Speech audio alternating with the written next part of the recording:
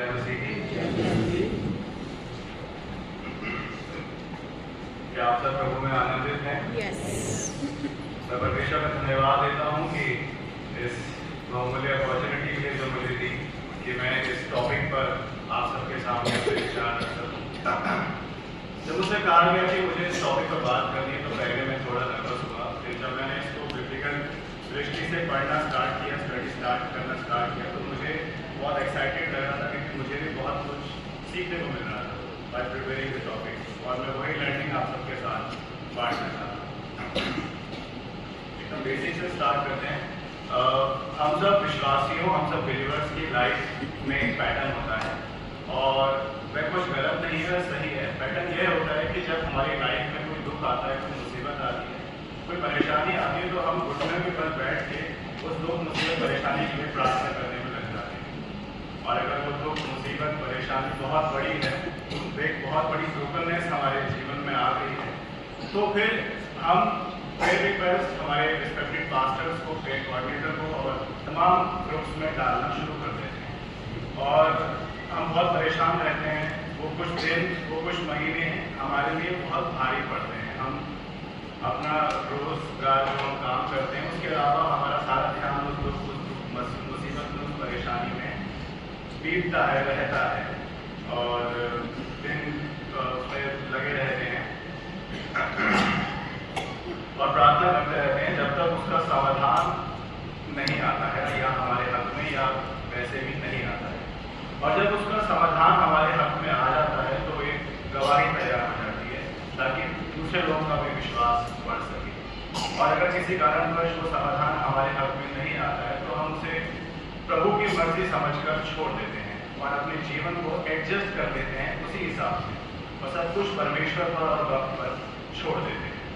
लेकिन जब भी हम किसी इस तरह के बिगड़ेपन में, ब्रोकननेस में पड़े होते हैं, तो हमें अपने जीवन का आकलन करना चाहिए और अपने आप को परमेश्वर के और नजदीक लाना चाहिए। हो सकता है परमेश्वर ऐसे समय में हमें रीबिल्ड करना चाहते हैं, हमारे जीवन में कुछ बड़ा करना चाहते हैं, या हम जो कर रहे होते हैं वो परमेश्वर की दृष्टि में सही नहीं जान पड़ता, या फिर हमारे विश्वास की परीक्षा हो, या फिर जो हमने अपने लिए योजनाएं बनाई हैं और जो परमेश्वर ने हमारे लिए योजनाएं बनाई हैं वो हमारे ऊपर डालना चाहते हैं। ऐसे बहुत सारे सवाल हमारे मन में आते हैं, हम क्लूलेस हो जाते हैं क्योंकि शायद हमारा रिश्ता परमेश्वर के साथ उतना मजबूत नहीं होता है जितना होना चाहिए, और यही वजह है कि हम वो जो डॉट्स हैं उसको हम कनेक्ट नहीं कर पाते हैं, हमारा आत्मिक विजन क्लियर नहीं होता है। आसान शब्दों में कहा जाए कि हम अपने आज के और कल के प्रति जो हमारे स्टेप्स हैं उनके प्रति हम लोग क्लियर नहीं हो पाते हैं। हम सब कुछ अपने लेवल पर ट्राई कर चुके होते हैं, लेकिन हमारी परिस्थिति वैसी ही रहती है। उस वक्त हमको अपने मन में एक बात को रखना चाहिए, trust God, he will fix your situation. यह कोई सजेशन नहीं है, ना ही कोई साधारण सा आइडिया है, बल्कि यह एक डिक्लेरेशन है परमेश्वर की ओर से। क्योंकि जब हमारे हाथ इतने मजबूत नहीं होते, हमारा दिमाग उस लेवल तक नहीं सोच पाता है, हमारा विश्वास एक राई के दाने जितना ही जान पड़ता हो, उस वक्त परमेश्वर हमारी जिंदगी में एंटर करते हैं अपने मजबूत हाथों के साथ। Be still and know that I am God। वो परमेश्वर जिसने लाल सागर में से रास्ता निकाला, वो परमेश्वर जिसने चट्टान में से पानी निकाल दिया, क्या वो परमेश्वर मेरी और आपकी बिगड़ी जिंदगी को ठीक नहीं कर सकता? He is still the same। वो कल भी वैसा ही था, आज भी वैसा ही, और हमेशा ही ऐसा ही रहेगा। लेकिन क्या होता है, हमारी नकारात्मक सोच कई बार हमको ऐसा एहसास दिलाती है कि हम अपनी इस सिचुएशन से कभी बाहर नहीं निकल सकते, हमारी कोई मदद नहीं कर सकता, हम दलदल में चले जा रहे हैं। जैसा भी हमने वीडियो देखी, ऐसा लगता है जैसे हमारी आंखों में पट्टी बन गई है और अब हम पूरी तरह खत्म हो रहे हैं। उस वक्त हमको अपने आप से यह कहने की आवश्यकता है कि शैतान झूठा है। हो सकता है हमारे पास उस वक्त कोई प्रॉपर सोल्यूशन ना हो, प्रॉपर आंसर ना हो, प्रॉपर रोड मैप ना हो कि किस तरीके से हम अपने उस बिगड़ेपन से बाहर आ सकते हैं, किस तरीके से हम अपनी बिगड़ी जिंदगी को नॉर्मली चला सकते हैं या रह सकते हैं। बट हमको यह समझना चाहिए उस वक्त हु होल्ड्स द सोल्यूशन, और यह पर्याप्त है। क्योंकि विश्वास सिर्फ उस पर नहीं करना चाहिए जिसे हम देख पाते हैं, विश्वास उस पर भी करना चाहिए जिसे हम नहीं देख पाते हैं। आप में से अधिकतर लोग मुझसे ज़्यादा एक्सपीरियंस हैं, लेकिन अभी तक जो मैंने एक्सपीरियंस किया है, जो मैंने रिसर्च निकाला है, मैं इस नतीजे पर पहुंचा हूँ कि जब भी हम अपनी ज़िंदगी में इस तरह के बिखरावपन को या इस तरह की स्थिति को पाते हैं, उस वक्त हमको एक स्टेप लेना चाहिए, और वो है complete surrender. Not my will but yours. जैसे मिट्टी अपने आप को कुम्हार के हाथों में रख देती है ताकि कुम्हार उसको एक खूबसूरत सा आकार देता है, तो कुम्हार उसको रिबिल्ड करता है, रिन्यू करता है, ताकि वो उसको दोबारा से एक अच्छा सा उसको आकार मिल सके। वैसे मैं एक आर्टिकल पढ़ रहा था और मुझे वो आर्टिकल बहुत अच्छा लगा, बहुत इंटरेस्टिंग लगा, और मैंने ये फैसला किया कि उस आर्टिकल को मैं अपने इस मैसेज में इंक्लूड करूँ। और वो आर्टिकल ये है कि जापान देश में जब भी कोई क्रॉकरी टूटती है, तो पूरे जापान देश में कुछ जगहों पर, तो वहाँ के कारीगर उसको जोड़ने के लिए सोने का इस्तेमाल करते हैं। इस टेक्निक को वो किंसुगी टेक्निक कहते हैं। इस टेक्निक के तहत हर क्रैक को छुपाया नहीं जाता है, उसको हाईलाइट किया जाता है, क्योंकि उनका मानना है कि जो चीज़ टूट गई है और फिर से जुड़ी है, वो और भी ज़्यादा कीमती हो जाती है। लेकिन जब हम क्या करते हैं, जब हम टूट जाते हैं, हमारे अंदर नेगेटिव थॉट्स आ जाते हैं, हम अपने आप को समाज से और लोगों से अलग कर देते हैं, हमारा कॉन्फिडेंस जीरो हो जाता है, हम नशीले पदार्थों का इस्तेमाल करने लग जाते हैं, हमारे अंदर सुसाइडल थॉट्स आ जाते हैं। लेकिन सच तो ये है कि जो तुमने झेला है वही तुम्हारी असली ताकत है, और अगर हम अपना बिखरापन परमेश्वर के हाथों में सौंप देते हैं, तो वो हम परमेश्वर की नज़रों में बहुत कीमती बन जाते हैं। हमको यह समझने की आवश्यकता है। इस टॉपिक को, सरेंडर को विस्तार से समझते हैं।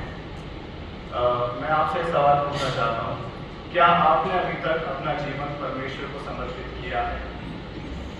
मेरा मतलब हफ्ते में एक बार चर्च जाने से नहीं है, मेरा मतलब मुसीबत आने पर घुटनों के बल प्रार्थना करने से नहीं है, मेरा मतलब सुविधा अनुसार बाइबल वर्सेस को व्हाट्सएप पर लगाने से नहीं है, मेरा मतलब है रोज़ाना अपना क्रूस उठाने से, अपने सपनों, अपनी योजनाओं, अपनी महत्वाकांक्षाओं, अपना डर, अपना अभिमान, अपने रिश्तों, अपनी आदतों और इन सब को लेकर परमेश्वर के हाथों में सौंप देने से। हे परमेश्वर, मेरी नहीं बल्कि मेरे जीवन से तेरी इच्छा हुई। बट क्या होता है, कई बार समर्पण यानी कि सरेंडर तो हम ऐसा समझते हैं, जैसे सांसारिक अगर दृष्टि से देखा जाए तो सरेंडर हमको ऐसा लगता है जैसे एक कमजोरी है, ये वीकनेस है, या अगर हम अपने आप को समर्पित कर देते हैं तो दुनिया के नजरों में ऐसा हम दिखाते हैं कि हम बहुत कमजोर हो गए हैं, जबकि यह कमजोरी नहीं है। परमेश्वर की दृष्टि से यह कमजोरी नहीं है, यह ताकत है, यह पीछे मुड़ना नहीं है, यही विजय का एक मार्ग है। हम एक ऐसी दुनिया में रहते हैं जो हमें नियंत्रण के लिए लड़ना, जीवन को थामना और उसे अपनी इच्छा के अनुसार मोड़ना सिखाती है। लेकिन परमेश्वर का तरीका इसके विपरीत है। वे कहते हैं जो अंतिम है वे पहले होंगे, और जो पहले हैं वे अंतिम होंगे। वे कहते हैं धन्य है वे मन की दी क्योंकि स्वर्ग का राज्य ऐसा ही का है। जब आप पूरी तरह समर्पण करते हैं तो आप अपनी आज़ादी नहीं होते हैं, आपको एक ऐसी ताकत मिलती है जिसका एहसास आपको शायद पहले नहीं था। यही वह ताकत है जिसने लाल सागर को दो हिस्सों में बांट दिया। यही वह ताकत है जिसने यीशु को मृतकों में से जिलाया। और क्या यही वो ताकत है जो आपके और मेरे जैसे साधारण से स्त्री पुरुषों को विश्व परिवर्तित बना सकती है। जब आप उस मुकाम पर पहुंचते हैं, जब आप अंततः यह कहते हैं कि हे परमेश्वर, मैं अपना सब कुछ आपको देता हूँ, अपना हृदय, अपना मन, अपनी आत्मा, अपना भविष्य, तो परमेश्वर आपको खाली नहीं छोड़ते हैं, वे आपको भर देते हैं, वे आपको धार्मिकता का वस्त्र पहनाते हैं, वे आपको अपनी आत्मा से भर देते हैं। लेकिन यहाँ एक शर्त है, आप आधे समर्पित होकर पूरी ब्लेसिंग की उम्मीद नहीं कर सकते। आप परमेश्वर को अपना हृदय का एक अंश देंगे, उसकी पूर्ण उपस्थिति की अपेक्षा नहीं कर सकते। जब आप क्यों नहीं कर सकते तो एक्सप्लेन करते हैं कि जब आप ऐसा करते हैं, पूरी तरह से परमेश्वर को समर्पित कर देते हैं, तो जंजीरें टूटने लगती हैं। कौन सी जंजीरें? जो आपको कंट्रोल करती हैं, जैसे भय, वासना, अभिमान, चिंता, लालच। जीवित परमेश्वर की उपस्थिति में ये सब फीके पड़ जाते हैं, क्योंकि जहाँ प्रभु का आत्मा है वहाँ आज़ादी है, और यह इन सब सांसारिक अभिलाषाओं से कहीं उठता है। यह घुटने के बल आंसुओं में, पश्चाताप में और इस दुनिया के हर अनमोल चीज के पवित्र त्याग में मिलती है। अब सवाल ये आता है कि पूर्ण समर्पण होता कैसे? ये ऐसा लगता है जैसे इब्राहिम इसहाक पर चाकू उठा रहा हो, यह सोचते हुए कि परमेश्वर रास्ता निकालेगा। यह ऐसा लगता है जैसे मूसा फिरौन के सामने खड़ा हो, सेना के साथ नहीं बल्कि परमेश्वर के वचन के साथ। यह ऐसा लगता है जैसे एस्तर कह रही हो कि अगर मैं नाश हो जाऊं तो हो जाऊं, क्योंकि वो मनुष्य से ज्यादा परमेश्वर पर भरोसा रखती है। यह ऐसा लगता है कि जैसे यीशु गतसमनी पर खून की बूंदें बहाते हुए कह रहे हैं, हे पिता तेरी इच्छा पूरी। यही सच है और यही आपका जीवन बदलता है। और जब आप पूरी तरह परमेश्वर को समर्पित कर देते हैं, समर्पण कर देते हैं, तो आपकी जो प्रायोरिटीज हैं, आपकी जो टू डू लिस्ट है, वो रीअरेंज होने लग जाएगी। पहले आप सोचते थे कि धन, समृद्धि, रुतबा ये सब होना चाहिए, या आपको बहुत अट्रैक्टिव लगता था, लेकिन परमेश्वर को जानने के बाद ये थोड़ा सा फीके पड़ जाते हैं। आपका सवाल बदल जाता है। पहले आप पूछते थे कि परमेश्वर मैं आपसे ये सब चाहता हूँ, लेकिन समर्पण करने के बाद आप पूछते हैं कि परमेश्वर आप मुझसे क्या चाहते हैं, क्योंकि ये जीवन हमको तैयारी का जीवन मिला है, हम सब जानते हैं। आपकी जिंदगी में ठहराव आ जाता है, आप वो डॉट्स को कनेक्ट करना शुरू कर देते हैं, आपका आत्मिक विजन क्लियर हो जाता है। इन शॉर्ट, आप अपने आज के और अपने कल के प्रति जो आपके स्टेप्स हैं, उनके प्रति आप एकदम क्लियर हो जाते हैं। परमेश्वर कहते हैं स्थिर रहो और प्रभु के उद्धार को देखो। आई होप अभी तक आप मेरे साथ होंगे। थोड़ा सा और डीप चलते हैं इस टॉपिक में। शायद हम ऐसे समझते हैं कि समर्पण के बाद हमारे जीवन में कोई दुख नहीं आएगा, या हम थोड़े से गलत हैं, क्योंकि समर्पण दुख मुक्त जीवन की गारंटी नहीं देता, बल्कि अक्सर यह बहुत परीक्षाएं लाता है। लेकिन यह ज़्यादा अनुग्रह, ज़्यादा शक्ति और परमेश्वर के साथ ज़्यादा आत्मिकता निकालता है। आग आ सकती है लेकिन वो आपको शुद्ध करेगी, नाश नहीं। तूफान आ सकता है लेकिन आपका घर चट्टान पर बना है। दुश्मन आप पर हमला कर सकता है लेकिन आपके विरुद्ध उठाया गया कोई भी हथियार कामयाब नहीं होगा। क्यों? क्योंकि अब आपका जीवन आपका नहीं है, यह परमेश्वर और मसीह के साथ छिपा है। समर्पण करने के लिए आपको बहुत कुछ समझने की आवश्यकता नहीं है। आपको कुछ बेसिक चीज़ है जो समझने की आवश्यकता है। पहला तो यह है कि आप भरोसा रखें कि जो आप देख पा रहे, जो परमेश्वर देख पा रहा है आपके लिए, और जो आप देख पा रहे हैं उसमें बहुत फर्क है। जो योजनाएं आप अपने लिए बनाते हैं और जो परमेश्वर आपके लिए योजनाएं बनाते हैं उसमें बहुत फर्क है। जो फ्रेंड सर्कल आप चुनते हैं और जो परमेश्वर आपके लिए चुनता है उसमें बहुत फर्क है। जो करियर आप चुनते हैं और जो परमेश्वर आपके लिए चुनता है उसके लिए उसमें बहुत फर्क है। तो ये कुछ बेसिक स्टेप्स हैं जो आप अगर अपने जीवन का आकलन करें तो आप उस चीज़ को आसानी से समझ पाएंगे।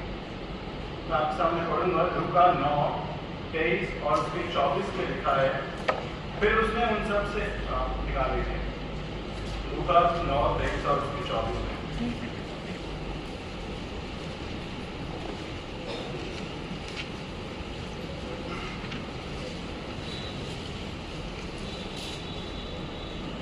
फिर उसने उन सब से कहा, यदि कोई मेरे पीछे चलना चाहता है तो उसे अपने आप को नकारना होगा और उसे हर दिन अपना क्रूस उठाना होगा, तब वह मेरे पीछे चले। क्योंकि जो कोई अपना जीवन बचाना चाहता है वह उसे खो बैठेगा, और जो कोई मेरे लिए अपने जीवन का त्याग करता है वह उसे बचा लेगा। जब आप समर्पण करते हैं तो हो सकता है आपको उस वक्त समझ ना आए कि परमेश्वर आपके जीवन के साथ क्या कर रहा है, लेकिन विश्वास स्पष्टता की मांग नहीं करता, यह विश्वास की मांग करता है। इब्राहिम नहीं जानता था कि वो कहाँ जा रहा है, लेकिन उसने उस पर भरोसा किया जिसने उसे बुलाया। यूसुफ यह नहीं समझ पाया कि विश्वास योग्य होने के बावजूद उसके साथ विश्वासघात क्यों किया गया, उसे कैदी क्यों बना दिया गया, लेकिन उसने अंत तक विश्वास किया। मरियम को पूरी तरह ये समझ नहीं आया कि परमेश्वर का पुत्र उसके गर्भ से कैसे विकसित हो सकता है, लेकिन उसने कहा तेरे वचन के अनुसार मेरे साथ ही समर्पण है। इसका मतलब सभी उत्तरों को जानना नहीं है, इसका मतलब उस व्यक्ति को जानना है जो उत्तर है। इसका मतलब सभी परिस्थितियों पर नियंत्रण करना नहीं है, इसका मतलब यह विश्वास करना है कि सभी परिस्थितियां एक विश्वास योग्य परमेश्वर के हाथ में नियंत्रित हैं। क्या लोगों ने धोखा दे दिया, या अब जीने की इच्छा नहीं हुई, या हमारी प्रार्थना अनुत्तरित रही और हमारे मन में डर बैठ गया, हम एक रिजर्व नेचर के हो गए और वो डर हमारे मन में ये बैठ गया कि समर्पण करने के बाद जो थोड़ा बहुत हमारे पास बचा है कि परमेश्वर ने वो भी हमसे ना छीने। क्यों? परमेश्वर चाहता है और क्रूर नहीं है। वो आपसे कुछ अस्थायी छोड़ने को कह सकता है, लेकिन आपके हाथ में कुछ स्थायी देना चाहता है। मौन आपकी परीक्षा जरूर करता है, लेकिन विश्वास पैदा करता है।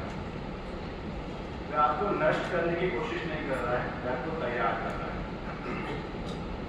और परमेश्वर आपके जीवन में जो सबसे खूबसूरत काम करेगा वो समर्पण के बाद ही होंगे, और हमको यह विश्वास रखना चाहिए। हमारा अतीत वह मुक्त कर सकता है, हमारा वर्तमान वह बदल सकता है, हमारा भविष्य वह उसका निर्माण कर सकता है। परमेश्वर को समर्पित एक जीवन के साथ वह क्या कर सकता है, इसका कम आकलन ना करें, या फिर इसको साधारण शब्दों में कहा जाए कि हल्के में ना लें। एक मूसा ने एक राष्ट्र को मुक्ति दिलाई, एक दाऊद ने एक दारा को गिरा दिया, एक एस्तर ने एक जाति को बचाया, एक पौलुस ने ज्ञात संसार को हिला दिया, और एक यीशु ने समस्त मानव जाति को मुक्ति दिलाई। वह आपका और मेरा नाम जानता है, वह आपके हाथों की छाप जानता है, और उसने आपको आपके बिखराव वाली स्थिति में सब कुछ करने के लिए नहीं बुलाया। उसने आपको आपके बिखराव वाली स्थिति में सब कुछ समर्पित करने के लिए बुलाया। वो बाकी सब कुछ कर देगा। और समर्पण कोई एक बार की घटना नहीं है, ये एक जीवन शैली, एक लाइफस्टाइल है कि हमने एक बार कर दिया और बस, ऐसा नहीं। हमको उसको रोज, जब हम रोज जॉब पे जाते हैं तो हमारे सामने बहुत सारे प्रलोभन आते हैं, बहुत सारी परीक्षाएं आते हैं, और जब हमको पता होता है कि परमेश्वर हमारे साथ है तो हम उन प्रलोभनों को, परीक्षाओं को भय से नहीं बल्कि आनंद से उठाते हैं। और जब हम परमेश्वर के प्रति समर्पित होते हैं तो हम कुछ छोड़ नहीं रहे होते हैं, कुछ उठा रहे होते हैं। हम परमेश्वर का जुआ उठा रहे होते हैं और उसका बोझ हल्का, परमेश्वर के कवच उठा रहे होते हैं। अपने कमर के लिए सत्य, छाती के लिए धार्मिकता, पैरों के लिए सुसमाचार, विश्वास की ढाल, उद्धार का टोप और आत्मा की तलवार। हर घुटना झुकेगा, हर जुबान स्वीकार करेगी, राजा और किसान दोनों एक ही परमेश्वर की महिमा गाएंगे। और उस वक्त हमारा बायोडाटा मायने नहीं रखेगा, हमारे सोशल मीडिया फॉलोवर्स की गिनती नहीं होगी। उस वक्त सिर्फ एक ही चीज़ याद रहेगी, क्या हमने उस वक्त हाँ कहा था जब हमको कहना चाहिए था, या जब वो घड़ी आई थी, क्या उस वक्त हमने अपना जीवन परमेश्वर को समर्पित किया था। तो अपने पूरे अस्तित्व को यह कह देते हैं कि हे परमेश्वर, आपकी नहीं, मेरी नहीं, आपकी इच्छा मेरे जीवन से पूरी। वह आपकी हाँ का इंतजार करता है, वह आपके पूरे दिल से प्यार का इंतजार करता है। दरवाजा खुला है, लेकिन आपको उसमें से गुजरना होगा। निमंत्रण दिया गया है, लेकिन आपको उसे स्वीकार करना होगा। आपको अपने हाथ जोड़ने होंगे, आपको अपनी मुट्ठियाँ खोलनी होंगी। अभिमान, भय, अहंकार की बेड़ियाँ तोड़ डालें। इस दुनिया को आपके समर्पण की जरूरत है, आपके परिवार को आपके समर्पण की जरूरत है, आपकी पीढ़ी को आपके समर्पण की जरूरत है। सांसारिक दृष्टि से आपकी कंप्लीटनेस की जरूरत नहीं है कि हमने ये चीज़ अचीव कर दी, या फिर हमारे टैलेंट की जरूरत नहीं, हमारी हाँ की आवश्यकता है। हमारी अधिक दृढ़, कभी ना पीछे मुड़ने वाली हाँ की आवश्यकता है। क्योंकि दुनिया उनसे नहीं बदलती जो सेफ या सुरक्षित खेलते हैं, इसे वे बदलते हैं जो परमेश्वर की उपस्थिति में नहीं, उसकी आत्मा से प्रभावित और उसके प्रति पूरी तरह समर्पित, चाहे कोई भी कीमत चुकानी पड़े। और अगर आपको कभी संदेह हो, कभी डाउट हो कि क्या यह इसके लायक भी है या नहीं, तो देखें क्रूस। यीशु मसीह को देखें जिन्होंने सबसे पहले समर्पण किया। उनको ऐसा करने की आवश्यकता नहीं थी, वो चाहते तो फरिश्तों की सेना उड़ा सकते थे, लेकिन वो रुके नहीं। उनका खून बहा और वो टूट गए, और उन्होंने इतना सब कुछ सहा हमारे लिए, ताकि हम यह जान सकें कि धर्म में नहीं बल्कि पुनरुत्थान में चलने का क्या है। यही सत्य है, यही हमारी पहचान है, यही हमारी विरासत है, और यही हमारी नियति है। और इसकी शुरुआत समर्पण से होती है। इसे व्यक्त करो, उसे अपना जीवन दो, उसे अपनी ताकत दो, उसे अपनी कमजोरी दो, उसे अपनी प्रतिष्ठा दो, उसे अपनी योजनाएं दो, उसे अपना सब कुछ दो। और जब आप ऐसा करोगे तो आप अपने लिए एक ऐसे जीवन का निर्माण करोगे जो सांसारिक चकाचौंध से परे, क्योंकि आपको गुनगुना रहने के लिए नहीं बनाया गया, आपको परछाइयों में चलने के लिए नहीं बनाया गया, आपको सिर्फ जीवित रहने के लिए नहीं बनाया गया, आपको जीवित परमेश्वर की अग्नि में चलने के लिए बनाया गया था, और वह अग्नि समर्पण पर बरसती।